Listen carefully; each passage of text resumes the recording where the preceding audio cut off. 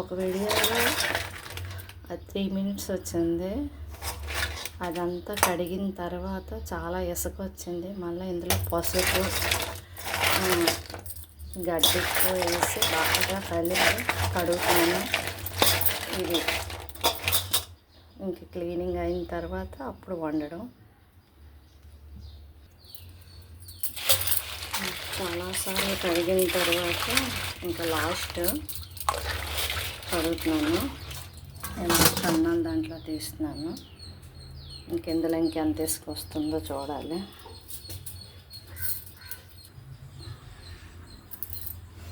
ఇంకా పీతలు కడగడం అయింది. ఇలా కింద ఒక మట్టి పెట్టుకొని పెట్టాను. ఇవి వచ్చి లాస్ట్ ఫైనల్ కడగడం ఇక్కడ కొంచెం పొలైతుంది. అలా వాటర్ వేసుకొని ఇలా వేస్తున్నాను. ఇంక ఇలాగా అట్లా కలిపి తీసుకున్నాను. ప్రతిదీ వాడేటప్పుడు కలవడం అలవాటు లేదు. ఎంత నీట్గా క్లీన్ చేసిన ఇది ఇలా ఉంది కదా, ఇది కొంచెంసేపు ఇలా వేస్తే అందులో ఉన్న ఆ మాంసం గట్టి పడుతుంది. మళ్ళీ ఇలా పెట్టుకొని కింద ఒక మొట్టు పెట్టుకొని ఇందులో వేసేస్తే ఆ నీరంతా దిగిపోతుంది. కొంచెం స్మెల్ ఉంటుంది కదా, ఆ స్మెల్ పోతుంది. అప్పుడు వండడానికి బాగుంటుంది. పీతలు కలర్ మారే కదా, అంతే. ఎక్కువగా వేయించినా మళ్ళీ బాగోదు, కొంచెం అంతే. ఈ స్టాండ్ బాగాలేదు, తిరిగిపోతుంది వీడియో. ఆయిల్ వేసాను. ఇందులో ఉన్న వాటర్ అంతా వచ్చేసింది కదా, మళ్ళీ ఇందులో పెట్టేసి ఆయిల్లో బాగా వేయిస్తాను. ఫస్ట్ వేసింది ఓన్లీ పీతలు. ఇప్పుడు ఆయిల్ వేసి ఉప్పు, కారం, పసుపు వేసి వేయిస్తున్నాను. అల్లం వెల్లుల్లి పేస్ట్ రెడీగా పెట్టుకున్నాను. ఉల్లిపాయలు కటింగ్ అవుతున్నాయి.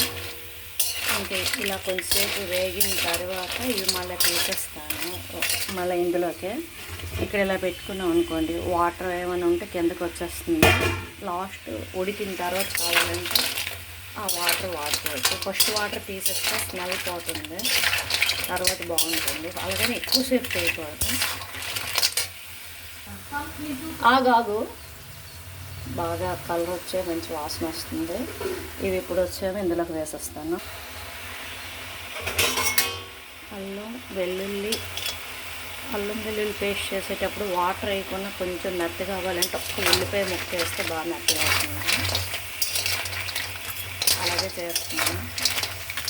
అది కూడా ఇప్పుడే వేయిస్తున్నాను. దీనికి బాగా పడుతుంది. ఇవన్నీ వేగిపోయాయి. ఇప్పుడు ఇందులో జీలకర్ర, పచ్చిమిరపకాయలు పోపు వేస్తాను. దీంట్లో వచ్చి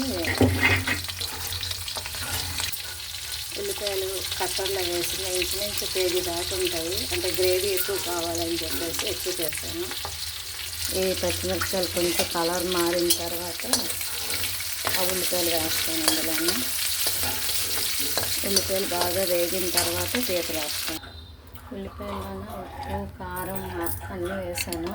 ఇది బాగా మగ్గి మంచి కలర్ వచ్చిన తర్వాత ఈ పీతలు వేస్తాను. గరం మసాలా వేసాను. అంటే ఫస్ట్ నుంచి వేస్తే వేరే కొంచెం ఉల్లిపాయలు బాగా వేగిన టేస్ట్ బాగుంటుందని అప్పుడు పీతలు వేసేస్తాను. లైట్గా షుగర్ కానీ బెల్లం కానీ వేసుకుంటే బాగుంటుంది.